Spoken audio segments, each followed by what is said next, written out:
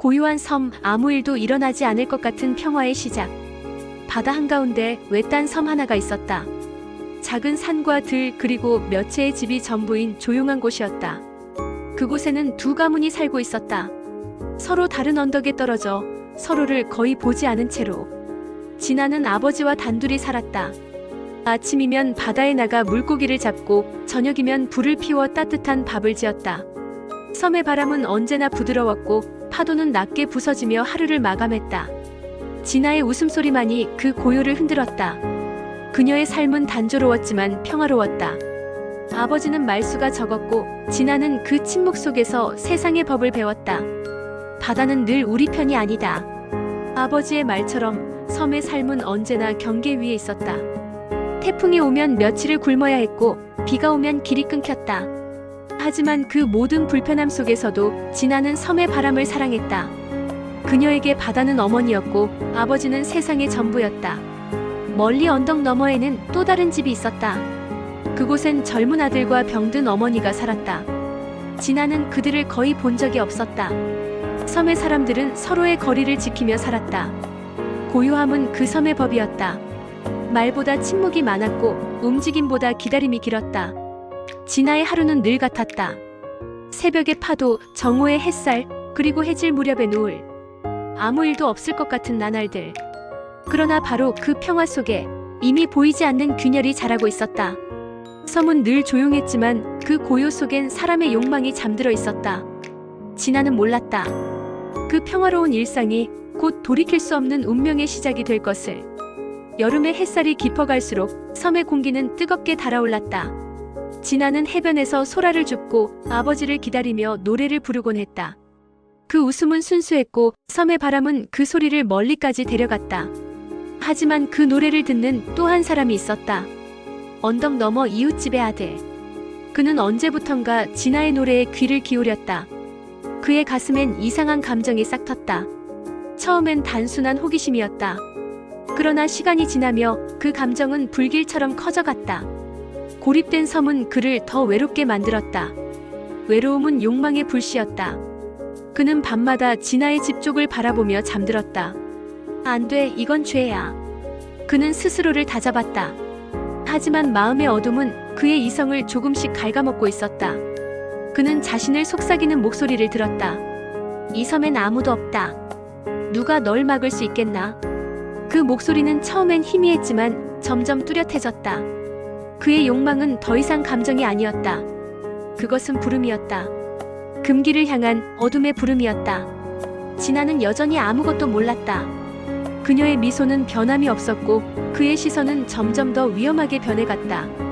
그날 밤 그는 달빛 아래에서 결심했다. 다시는 돌아갈 수 없더라도 나는 저 문을 넘겠다. 모험의 부름은 시작되었다. 그의 욕망이 섬의 고요를 무너뜨릴 첫 파도가 되었다. 그날 밤 달빛은 유난히 밝았고 바다는 낮은 숨을 쉬듯 출렁였다. 이웃집의 아들은 잠을 이루지 못했다. 불 꺼진 천장을 바라보며 수없이 속삭였다. 안 돼. 이건 잘못된 일이야. 그의 손은 떨렸고 심장은 요동쳤다. 머리로는 알고 있었다. 그녀는 건드려서는 안 되는 존재라는 걸. 하지만 마음은 달랐다. 그녀의 웃음이, 그녀의 발소리가 그의 이성을 조금씩 흔들었다. 그는 스스로를 다그쳤다. 나는 사람이야. 짐승이 아니야. 그러나 그 말이 끝나기도 전에 내면 어딘가에서 조용한 목소리가 반박했다. 사람이라면 사랑할 수 있잖아. 그 말은 달콤했지만 곧 독처럼 스며들었다. 섬에 고립된 시간은 그를 가두었다. 아무도 오지 않는 섬, 아무도 묻지 않는 세상. 그 고요 속에서 그는 점점 자신을 잃어갔다. 하루는 진아를 마주쳤다. 바구니를 든 그녀가 고개 숙여 인사했다. 그 짧은 순간 그의 세상은 흔들렸다. 그녀의 눈동자 속에 비친 햇살이 그의 가슴을 무너뜨렸다. 그는 도망치듯 돌아섰다. 바다로, 산으로, 어디로든 달아났다. 이건 안 돼. 이건 죄야. 그는 자신에게 되뇌었지만 이미 그 말은 힘을 잃고 있었다. 섬의 침묵은 그를 더 미치게 만들었다. 욕망을 억누를수록 그 그림자는 더 짙어졌다. 그날 밤 그는 바다를 바라보며 중얼거렸다. 나는 어디까지 사람이 될 수 있을까? 그 질문은 곧 그가 짐승으로 떨어지는 첫 발자국이었다. 그를 이끄는 것은 빛이 아닌 내면의 어둠이었다. 밤이 길었다. 바람은 멎었고 파도마저 조용했다. 그 정막 속에서 그는 또다시 목소리를 들었다. 그 목소리는 사람의 것이 아니었다. 그러나 분명 그의 안에서 들려왔다. 왜 참는가? 이 섬에는 아무도 없다. 누가 너를 심판할 수 있겠는가? 그는 귀를 막았지만 그 목소리는 머릿속에서 더 선명해졌다. 그녀는 너를 부르고 있지 않느냐? 그녀의 미소가 내게 의미 없는 것이겠느냐? 그의 숨이 가빠졌다. 심장은 터질 듯 뛰었다. 이제 그 유혹은 속삭임이 아니라 명령이 되어 있었다. 지금이야. 지금이 아니면 기회는 없다. 그는 몸을 일으켰다. 그리고 자신이 그 말을 믿고 있음을 깨달았다. 그 순간 그의 눈빛에서 마지막 이성이 꺼졌다. 그의 멘토는 더 이상 인간이 아니었다. 그것은 내면의 그림자, 죄를 합리화하는 또 다른 자아였다. 그 어둠은 부드럽게 그를 감쌌다. 너는 나약한 인간이 아니다. 이건 본능이야. 자연의 법이야. 그는 스스로를 설득했다. 아니, 그 목소리가 그를 대신 설득하고 있었다. 그는 속삭였다. 그래, 아무도 없잖아. 아무도 보지 않잖아. 그 말이 끝나자 그의 표정엔 이상한 평온이 깃들었다. 이제 그는 자신이 짐승이 되어가고 있음을 느꼈지만 그 사실이 더 이상 두렵지 않았다. 달빛은 창문 틈으로 흘러들었다. 그 빛은 마치 신의 경고처럼 그를 비췄지만 그는 고개를 돌렸다. 그의 멘토, 즉 그의 내면의 악마는 마지막으로 속삭였다. 가라. 그 문을 넘어라. 그리고 내가 원하는 걸 가져라. 그 순간 그의 발걸음은 인간의 세계를 떠났다. 그리고 섬의 어둠이 그를 완전히 삼켜버렸다. 금기를 넘는 순간 인간의 세계는 무너진다. 그날 바다는 평소보다 조용했다. 진아의 아버지는 바다로 나가 있었다. 고요한 집, 바람 한 줄기마저 숨죽인 듯했다. 이웃집의 아들은 그 틈을 알았다. 그는 며칠 전부터 이 순간을 기다리고 있었다. 심장은 두근거렸고 손끝은 차가웠다. 이건 마지막이야. 오늘만 보고 있자. 그는 스스로를 속였다. 하지만 그의 발은 이미 진아의 집 앞에 서 있었다. 그는 문을 열었다. 낡은 나무 문이 삐걱 소리를 내며 열릴 때 그 소리는 마치 세상과의 마지막 약속이 끊어지는 소리였다. 방 안에는 진아가 있었다. 놀란 눈, 떨리는 손. 그녀는 뒤로 물러났다. 오라버니, 왜 이러세요? 그녀의 목소리는 두려움으로 갈라졌다. 하지만 그는 이미 듣지 못했다. 그의 눈에는 더 이상 인간의 빛이 없었다. 그는 금기의 문을 넘어섰다. 욕망은 이성을 삼켰고 그 순간 세상은 무너졌다. 진아의 비명은 섬의 공기를 찢었다. 그러나 아무도 듣지 않았다.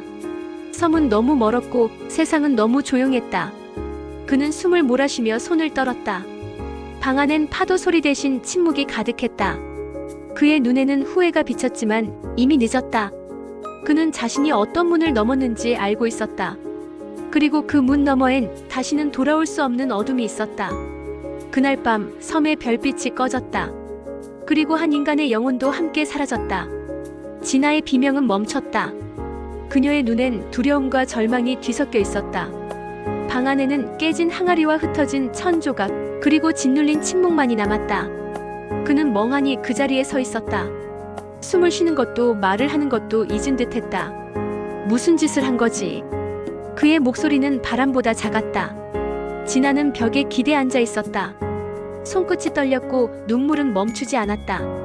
그녀는 그를 바라보았다. 그 시선 속엔 증오보다 깊은 슬픔이 있었다. 왜요? 왜 그러셨어요? 그 한마디가 칼처럼 그의 가슴을 찔렀다. 그는 무릎을 꿇고 울었다. 미안하다, 미안하다. 그러나 그 말은 아무 의미가 없었다. 섬은 고요했다. 그들의 울음소리는 파도에 묻혀 사라졌다. 바다는 아무 말도 하지 않았다. 이 섬은 언제나 죄를 숨기는 법을 알고 있었다. 그는 밖으로 뛰쳐나갔다. 바람이 얼굴을 때렸다. 하지만 그 바람조차 그를 정화하지 못했다. 그는 자신을 증오했다.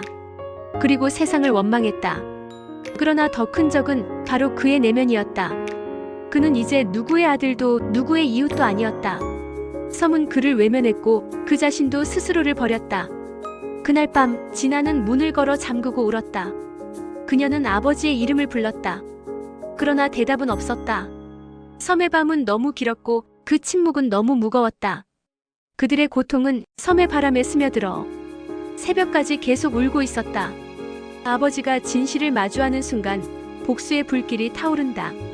밤이 지나고 바다는 다시 잔잔해졌다. 그러나 진아의 눈동자 속엔 이미 빛이 사라져 있었다. 그날 저녁 진아의 아버지가 바다에서 돌아왔다. 그는 평소처럼 그물을 정리하고 무거운 걸음을 옮겼다. 문을 여는 순간 낯선 냄새가 그를 맞이했다.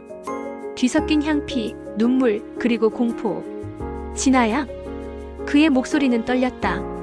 방 안에는 깨진 항아리, 찢긴 옷, 그리고 구석에 웅크린 진아가 있었다. 그녀의 눈엔 초점이 없었다. 아버지는 단번에 모든 걸 알아차렸다. 그의 심장은 무너졌고 그의 눈엔 분노의 불꽃이 일었다.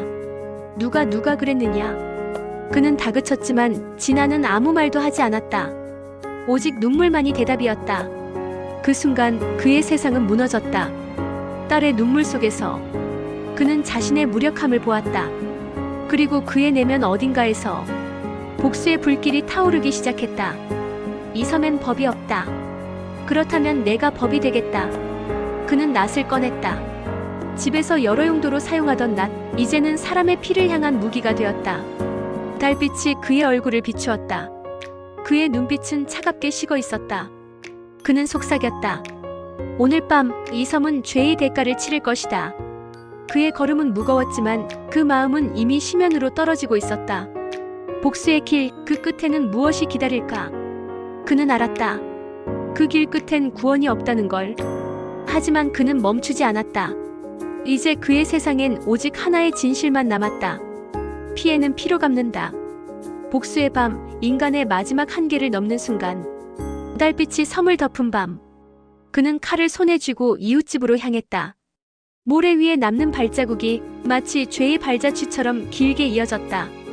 그의 손에는 망설임이 없었다. 그는 문 앞에 섰다. 바람이 옷자락을 흔들었지만 그의 심장은 이미 결심으로 얼어붙어 있었다. 이 섬엔 죄를 심판할 신이 없다면 내가 그 신이 되겠다. 그는 문을 걷어찼다. 방 안엔 그 남자가 있었다. 놀란 눈, 떨리는 입술. 그러나 그 순간엔 이미 늦었다.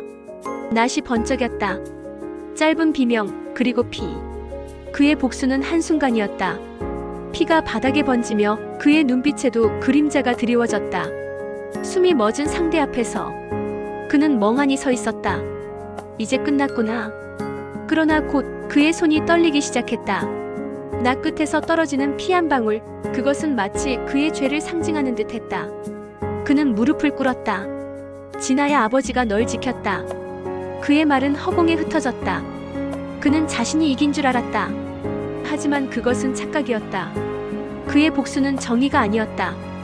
그것은 또 하나의 죄였다. 바람이 불었다.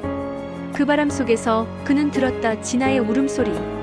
그 울음은 슬픔이 아니라 절망의 메아리였다. 그는 그제야 깨달았다. 자신이 싸운 적은 타인이 아니라 바로 자신이었다는 것을. 그는 피 묻은 손으로 얼굴을 감쌌다. 그리고 중얼거렸다. 나는 괴물이 되었구나. 그날 밤 섬의 바다는 붉게 물들었다. 그의 복수는 완성되었지만 인간으로서의 그는 끝내 사라졌다.